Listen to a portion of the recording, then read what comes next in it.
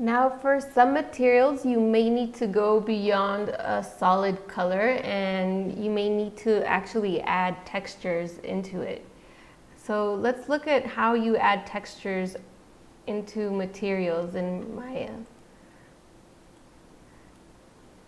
So we have all of the materials we've created so far, and we can create a new one in which we'll see how to add textures. And for this, you can either create an Arnold standard surface or any of the other Maya default materials that we looked into. All of them will have the actual node for adding a texture. In this case, I'm just going to go ahead and keep working with an Arnold standard surface shader. So I'm going to click again on the standard surface shader, and I have this new material now, Arnold standard surface 2, and I want to call it something like textured material, just so that I easily know this is the one that I'll be working with. And if you look into its attributes in the color section, you have this checkered box, and you'll have this option in all of the other ones. See, if you go to blend, you also have this checkered box, and you have this input in all of the different settings. But for now, we're going to focus on the color node. So I'm back at my new standard surface material, and if I click on this checker box, we'll get this create rendered node window appear, and you'll see that we can input different types of textures into our material. So we have some procedural nodes, and these are ones such as bulge, checker, and cloth. Or we can actually input an image file, or we can even input a Photoshop file or a ramp for gradients, for example. In this case, let's just try out this checker material. And so you'll see now that I've added this grid onto my standard surface material. And right now I'm actually in that checker procedural node. So the attributes here are not of the material, but they're of the texture. If I wanted to go back to my material attributes, I would just need to kind of click here in my attributes editor on this arrow, and it'll bring me back to the previous step of my material. Or I can just go again here in my textured material and get this. And you'll see, since I pressed on the checkered, now the checker box disappeared, and we have this icon that is this input node that we added. So let's look at the different settings for this textured material. We can change, in this case, the color of my checkers,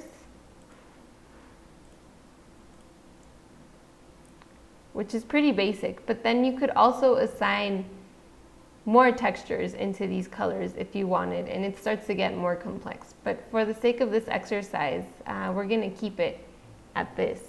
And so let's select our table and assign the textured material to our table to see how we've mapped our material.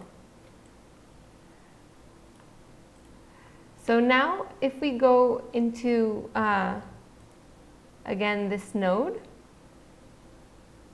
under our attribute editor, you can see here that there's a second tab that says Place 2D Texture. So I'm going to minimize my hypershade window, and I'm going to focus on this Place 2D Texture tab. An easy way to think about this is the different steps that we work through to get to placing our texture on our material. So we first had a material which is a standard surface. We added this texture to the material, and this Place 2D Texture node explains how the texture is applied. So we can, for example, decide how many times this checkered grid repeats, and we can, if we want to make this grid smaller, we would need it to repeat more. So we can say, for example, 20 by 20 we could also rotate our texture. So we're rotating the way that it's placed. We can decide to maybe just cover half of our table.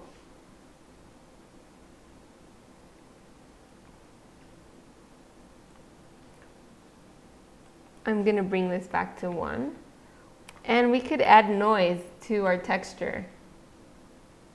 If we want to be more precise about how our texture is applied, I'm going to go back and set all of these to my default. Maybe let's repeat this a little bit more so that we can tell the difference. So if, for example, I wanted my legs to have the texture applied in a different manner than the way the top is applied, we would get into the more specifics of UV mapping. And this is the next step that we're going to look into. But before we do this, I want to show you how you can also apply a bitmap image instead of a procedural node as a texture. Let's go back to our standard surface material. And with it selected, let's go ahead and right-click over our color text. And you should get this small menu. If you click on Break Connection, it'll remove the texture map that was assigned previously. So if you ever want to get rid of a texture map, you don't have to delete the entire material. You can just break the connection by right-clicking over color, and then you'll be able to add a new texture map. So now instead of adding one of these nodes, let's try and add a bitmap.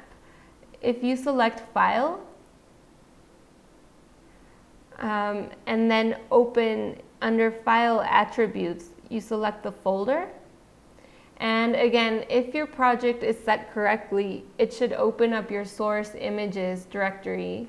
And I've added this image that I painted by myself on Photoshop. And it's the image that I want to work with for now. I encourage you to create your own image, and all you need to do is make sure that it's a square proportion. So I've added this image now to my material, and my material has been updated. So now you can see this is the new texture for my table. If for some reason you are not able to see textures in your viewport preview, it is probably because you don't have that activated here. So remember, you have wireframe mode or you have shaded mode, and then you can have your shaded mode but with your textures on.